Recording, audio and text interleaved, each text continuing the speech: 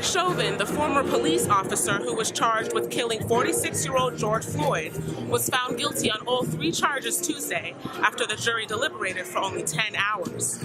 In places like Black Lives Matter Plaza, spirits are high as people are celebrating the guilty verdict.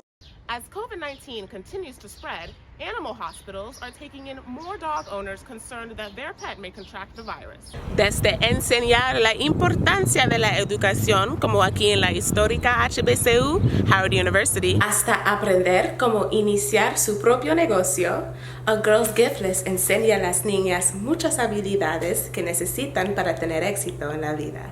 Los desastres naturales y la pandemia han impactado a estudiantes, maestros y funcionarios de educación en todo Puerto Rico. Tensions are high as the Derek Chauvin trial continues. On Tuesday, use of force expert and former police officer Barry Broad testified for the defense. During his hour-long testimony, he stated that Derek Chauvin was following police training by kneeling on George Floyd's neck while attempting to arrest him.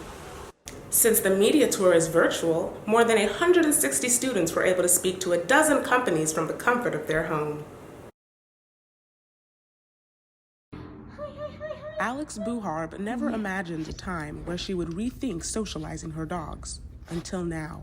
So in the beginning, I was very concerned. I'm a very cautious person, and so I think I was more concerned with, if I let someone touch my dog, am I going to get COVID from them touching my dog? As dog parks are not recommended during the pandemic, Alex has become more creative in finding ways to get out of the house and play with her dogs. We go to the dog park a few times a week, but we try to go hiking in Rock Creek more often now. Anything by ourselves is nice. I also have these wipes that I wipe down our dogs with anytime we come home. With advice from her veterinarian, she knows how to keep herself and her pet safe. Our veterinarian kind of eased our worries and said, it's very rare that they will get COVID.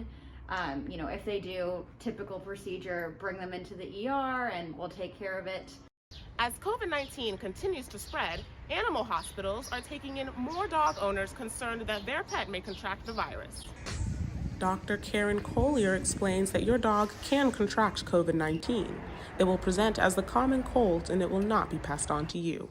Based on what research we have to date would be that even if the pet had it, it's not going to be then shedding, the virus to where a person can get it from the pet.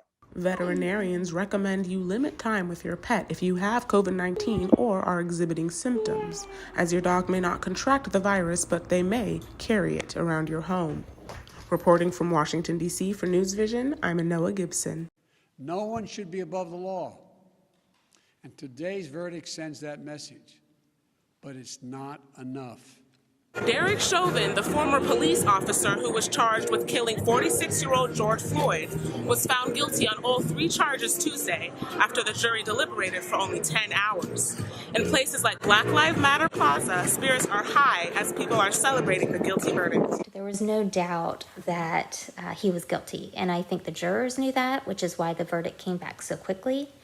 And I think the whole world knew that, honestly. Many were filled with peace and happiness after the verdict was read. I knew it was pretty good when I saw even the police officers kind of lounging a little bit, a little break for them, When Vaughn Lochenauer began watching the trial, restlessness was a prevalent emotion. But when Derek Chauvin was found guilty for the first charge, they felt just exhale of relief. Others also felt a sigh of relief upon hearing the guilty verdict. I felt relief. I instantly started crying.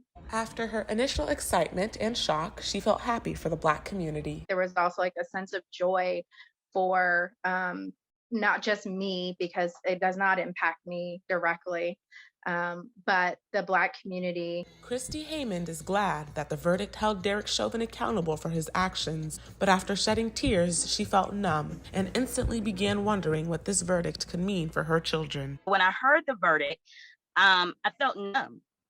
I don't think that I was relieved, and I think that tonight I will breathe. I think there was a collective sigh of what has been deemed the bouquet of humanity across this world. Nicole Wakelam says that this moment is historic. We've seen historically where police aren't held accountable, and so this is definitely a historical moment. Reporting from Washington, D.C. for News Vision, I'm Énoa Gibson.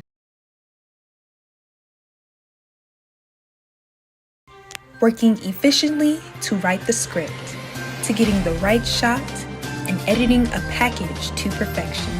Teamwork certainly makes the dream work. Howard University News Visionaries will have you informed even in a pandemic, bringing you news that you can use on campus and in culture, wherever you are. Howard University News Vision.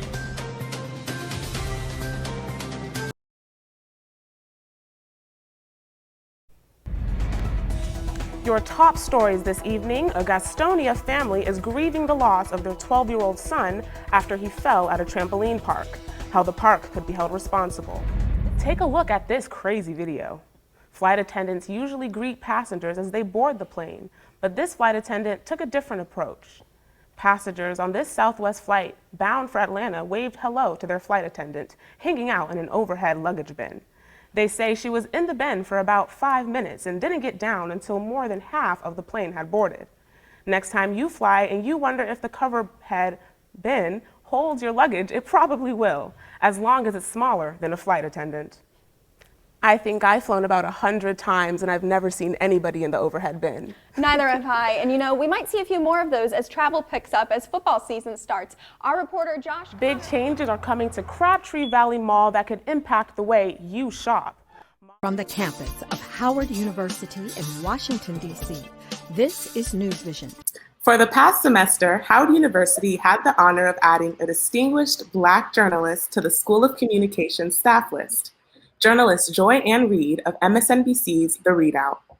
Graduation for the class of 2021 is quickly approaching, and for many, including yours truly, this has been an event that we've dreamed of since grade school. This moment has been made bittersweet due to the virtual setting the global pandemic has brought all over the world, and many are wondering how this will affect their mental health post-graduation. News Vision reporter Etolia Magdalena has more on the potential mental health effects.